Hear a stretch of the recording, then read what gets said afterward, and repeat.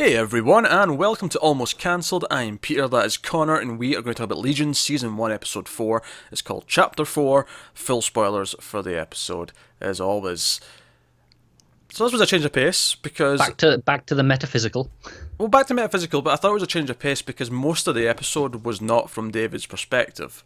Most of it Yeah. was other people, and I actually thought it was really interesting that Potomi was looking into other people's memories to try and fill in the gaps that were I missing thought that was cool. in David's head too. So that was pretty cool. So it's basically it's said Potomi and Cary go out to try and look at the therapist's office, find the therapist, find his ex-girlfriend, try and figure out what happened before he went to Clockwork, to try and fill in some of the gaps in the story and what's going on. That said, though, we didn't start with that. We started with some guy in an ice cube. Yeah, Talking this to us. this was a strange opening. It To was say a the strange least. opening. But oddly, by the end, I kind of understood what was going on. I would agree. I Kind think of. it did a good job of telling me what it was. It was weird in the moment without any Oh explanation. yeah, the opening scene on its own was weird. We got that he had maybe freezing powers because he was accidentally freezing the drink Yeah, kind of thing. He was in like a big ice cube looking thing. Well, cube's not the right word, more of an iceberg because it was not a clean shape to it. yeah. Big chunk of ice, and but then later on, Melanie sees like a diving suit out in the world, and it fades away, and she seems to think this means something, and then in the other place or the astral plane, I believe they call it. David sees a diving suit, and the diving suit leads him to this block of ice. And when he takes it off, it's the guy that was in the fancy suit at the start, who was talking all smooth to the camera, and it's him, and he's in here, and you're like, all right. And then in the real world, we see Melanie and Carrie go down to the storage place, this frozen room where a guy in a diving suit's there. We don't see his face in the suit, but you have to imagine this is him. This is her husband that's in this That was the implication. Yeah. in this place, and he's awake in there, like he's experiencing stuff, kind of like David does. Yeah, when he talks to David how he went too far. He got stuck. Yeah, so does that mean he has both mental powers and freeze powers, or the freeze? See, I didn't think he had freeze powers. Right, okay. I thought the freezing was... So they've kept him on ice in the real world. So I Right, thought that was yeah, just yeah. seeping in. Because he says, the one thing I can't control is... he goes, sorry, it's cold in here. It's the one thing I can't control. It didn't look they weren't like maybe they've intentionally kept it being frozen, but it didn't look like it was a room that was designed to be frozen in the first place. If it looked like something happened in there that froze everything. Oh, it could be. Because I when they guess. walked in, it didn't feel like he was neatly on like a little podium that they'd put him on. It felt like something happened in the room, and they've maintained that's it fair. to keep him that way. The question is, did they put him in the diving suit, or was he in the diving suit when this happened? Was in the diving suit to keep him safe from the freezing, whatever was in there that was. Say it was something else or someone else, another Yeah, mutant that had freezing powers. Was it in there? He had the diving suit on to protect him from that, but then when he tried to go into the other mutant's mind or something, he had like a frozen explosion. Frozen explosion. You know what I mean? Sure, why not? And they've kept him on ice to keep him in there, like alive, cryo sleep essentially, until they can figure out how to wake him up or something like that. I don't know. Aye, that was the implication I got more than ice powers, but then I'm not ruling it out. No. What you're entirely. saying is actually making sense to me. It was the opening scene when the drink. It felt like it was his hand that did it rather than It did, the yeah. environment. I get that. Maybe it is a combination of the two things. Where Because especially at the end when he lets like David out of the room, he like just creates a door in the ice. It feels like he has control over it. yeah, but he's definitely a psychic of some kind, right? Because he can. That's how he ended up in this astral plane. Oh yeah, obviously yeah. There's definitely psychic elements to his powers, and Yeah. he's still in there. So presumably he'll come into play later, or David will go and visit him again, maybe if And they need he's information. been in there a while. The implication I think was about the 60s. Yeah, because he's asking about free love, and the girl still not wear bras. Yeah, And David's like, nah, bras are back in. And he's like, that's unfortunate. But yeah. Which very much solidifies once again that the memories that we're seeing of David's perspective are warped. It's not. It has been time since then. oh yeah, it's not the 60s. Yeah. Yeah, because his things look very 60s, and this solidifies that no, there's definitely been time. Does it? Yeah, because he's aware of it. Well, hold on a second. That's not what I'm saying. Does that imply that in some way Melanie's husband is in some way responsible for what we've been seeing? Is he connected in a way that we've not seen yet? Because he's just confirmed that he's from the 60s. That's when he went into this place. And That's true. since we are seeing elements of things in David's past that are 60s looking, does that You mean think he's kind of infecting it? Yeah, is that a hint that he is some way responsible for that?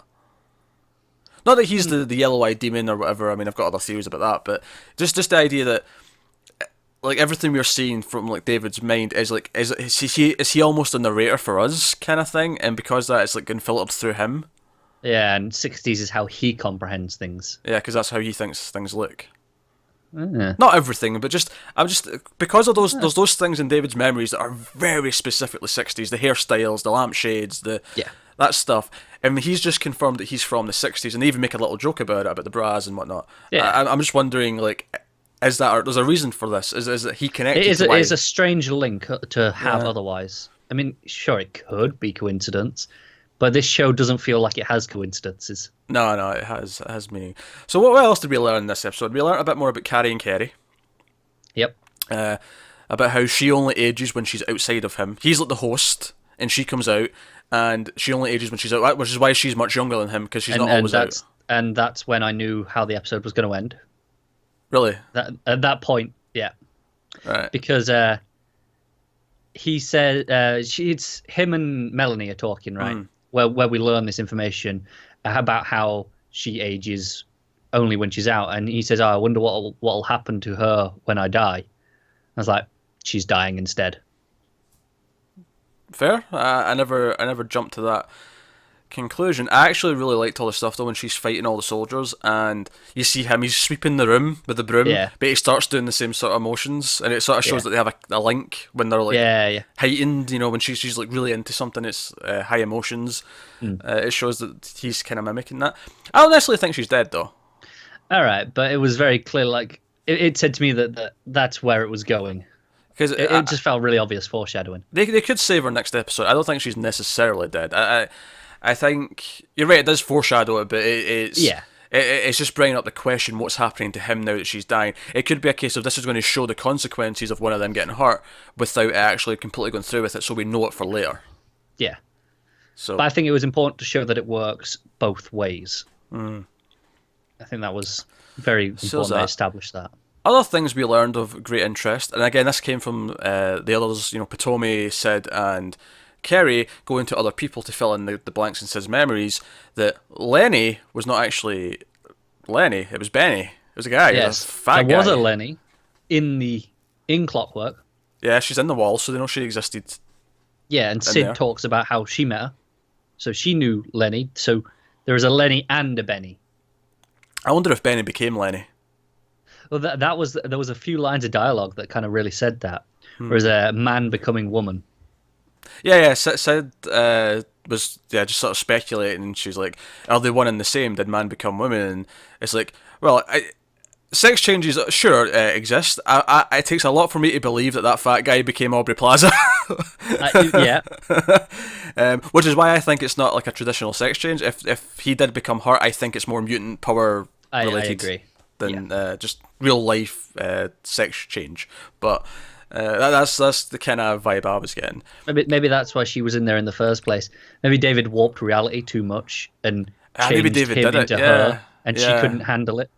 Because we're seeing not only can David move things, he seems to be able to. Because when he appears at the end of the episode, when he gets out of the astral plane, he does just appear where he needs to be in front of the truck.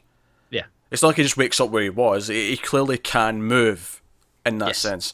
And he's done that a couple of times to an extent, but this was the first time it was like set in stone. He definitely just moved. There's no way he was not there. I don't know. I think that the time where it showed us when he came out of the memories in the cube, and it cut back showing Sid in the cube, and then none of them were there.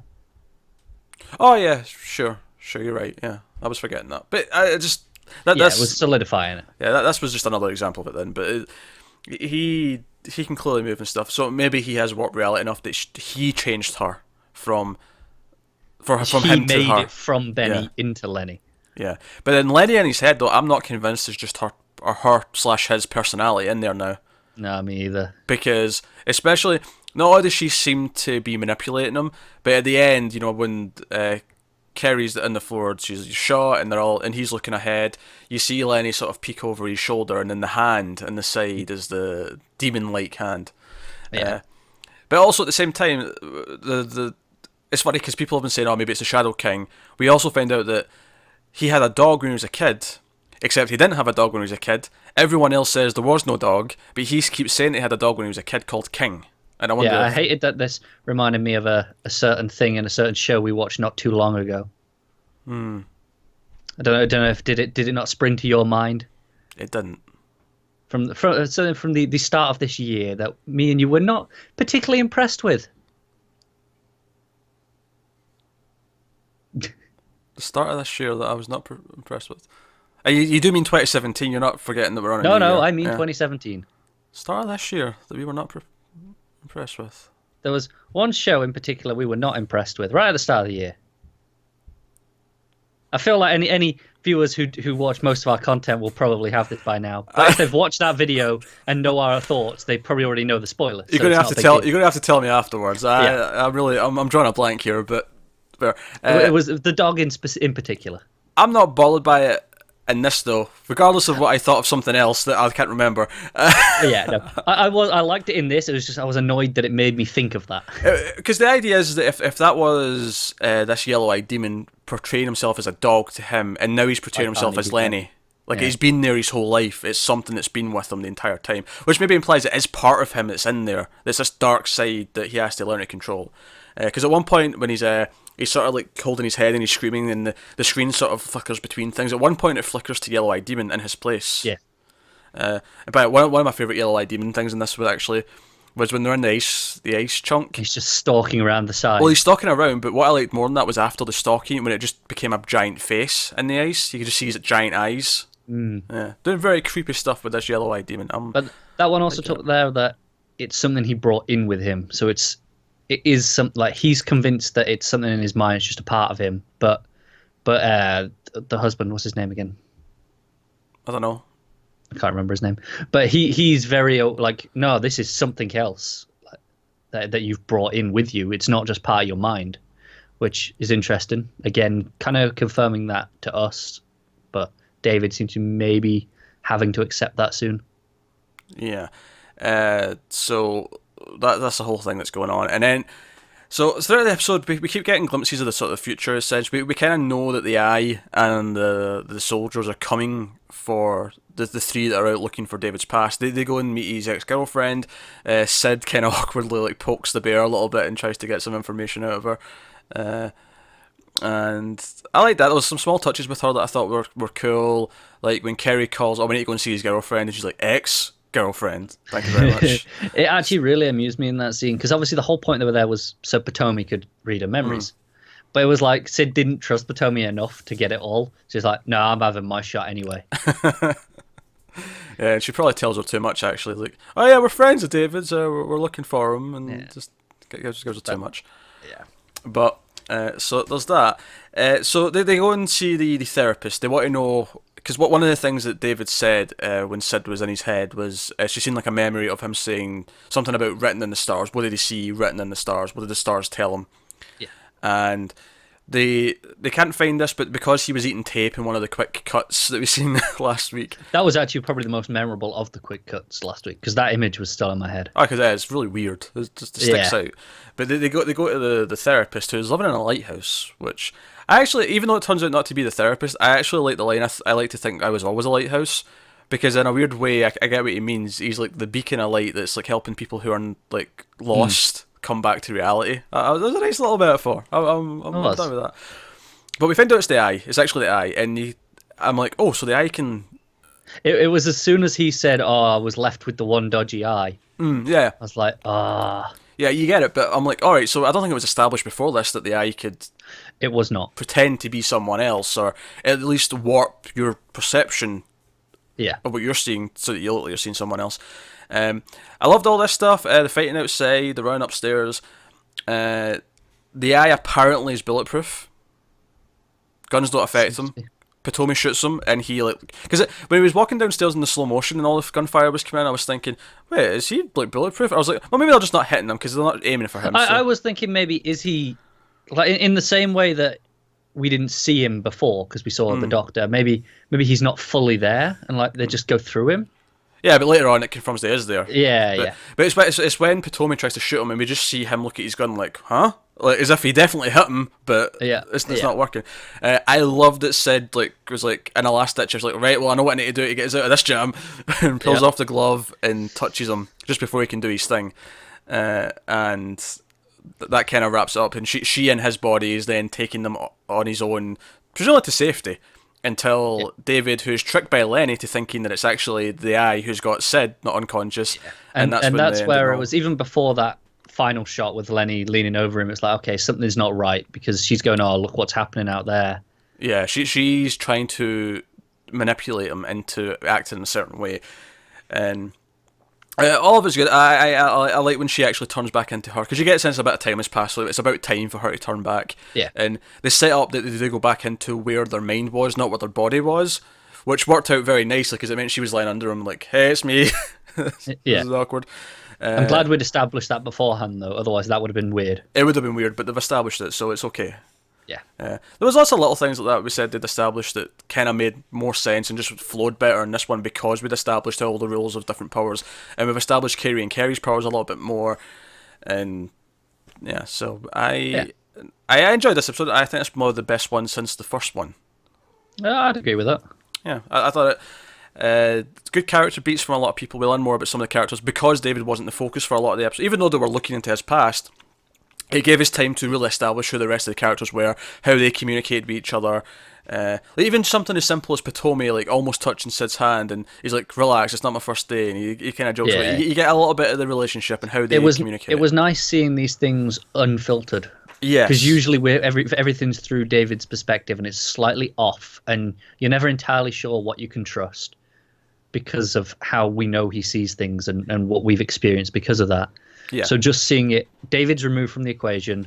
Let's look at how these people actually are and who they are on a day-to-day basis. So I really appreciate that. And I think it was a really good time to do it. I think we're actually halfway through the season now, because there's only 8 episodes, but I think it's a really good time to do it fairly early on, to go, right, here's actually get some of the details of the others solid without the... Because obviously the first episode, it's a great episode, but because it is so wacky and through his head and it's very psychedelic and all the rest of it, you don't get a firm sense of who a lot of the other characters are. And I've done a little bit in the last couple episodes, but this one was like, no, set in stone, here's these other people, let's get to know them. That's why we got to know the past of Carrie and Cary. That's why we got to... Any earlier, and it would feel weird taking David out of the equation, because he's your lead character.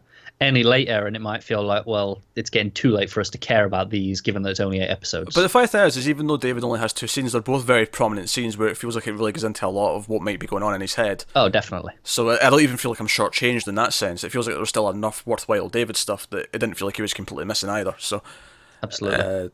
And it gave us a lot of that cool, and like I say, I loved the fighting with and Carrie's another end with the broom, and then him reacting to being shot and like flying around, and all of it was very, very operatic, but very big and I loved the way it was all edited together as well. Yeah, so really well put together. So no, really enjoyed this episode.